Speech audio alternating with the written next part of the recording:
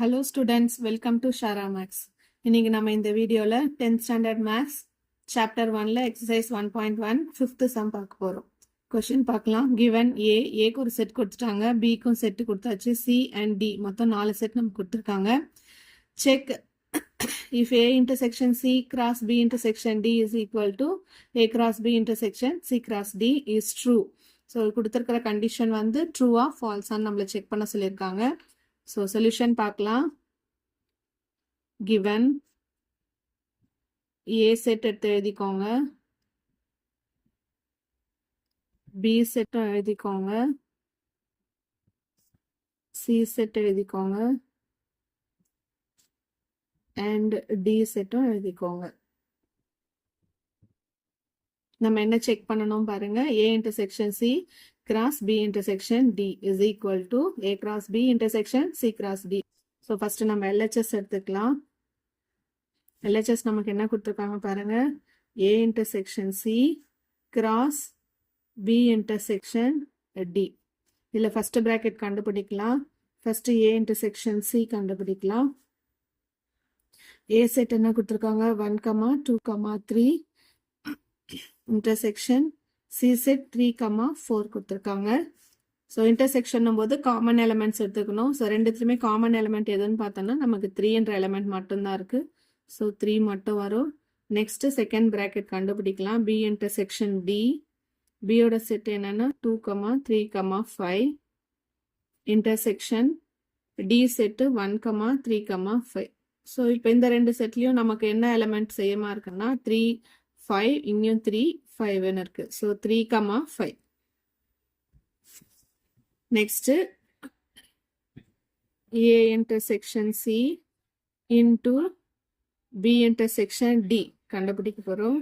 So 3 into 3, 5 ரெண்டுத்துக்கும் cross product கண்டுபிடிக்க போறோம். ஸோ 3, 3, 3, 5. ஸோ இது ஈக்குவேஷன் 1ன்னு எடுத்துக்கலாம். நெக்ஸ்ட் RHS என்ன கொடுத்துருக்காங்க பாருங்க. So A cross B intersection C cross D கொடுத்துருக்காங்க. ஸோ RHS எடுத்து எழுதிக்கலாம். ஸோ இங்கேயும் நீங்கள் சைட் பை சைடோட கண்டுபிடிச்சிக்கலாம். ஸோ RHS என்ன கொடுத்துருக்காங்க, A cross B intersection C cross D. First bracket கண்டுபிடிக்கலாம். A கிராஸ் B, A என்ன கொடுத்துருக்காங்க 1, 2, 3 கிராஸ் ப்ராடக்ட். B என்ன கொடுத்துருக்காங்க 2, 3, 5. ஸோ ரெண்டுத்தையும் கிராஸ் ப்ராடக்ட் பண்ணிடலாம். 1, 2, 1, 3, 1, 5. நெக்ஸ்ட் 2, 2, 2, 3, 2, 5. நெக்ஸ்ட் 3, 2, 3, 3, 3, 5. ஸோ க்ளோஸ் பண்ணிக்கிறேன். நெக்ஸ்ட் C கிராஸ் D கண்டுபிடிக்க போறோம். C நமக்கு என்ன கொடுத்துருக்காங்க 3, 4 இன்டு D என்ன கொடுத்துருக்காங்க 1, 3, 5. ஸோ கிராஸ் ப்ராடக்ட் பண்ணணும். 3, 1, 3, 3, 3, 5. 4, 1, 4, 3, 4, 5.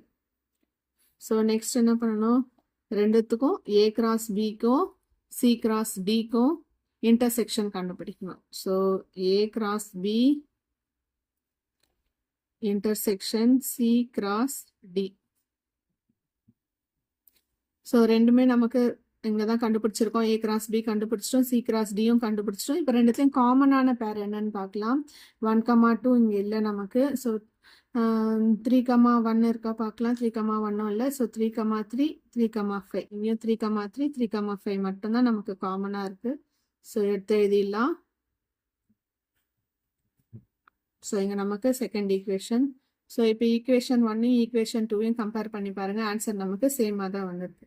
So therefore A intersection C cross B intersection D equal to A cross B intersection C cross D is true. So the munnadi from equation 1 and 2 we get எழுதிக்கோங்க. So is true அப்படின்னு எழுதி முடிச்சிடுங்க. Thank you students.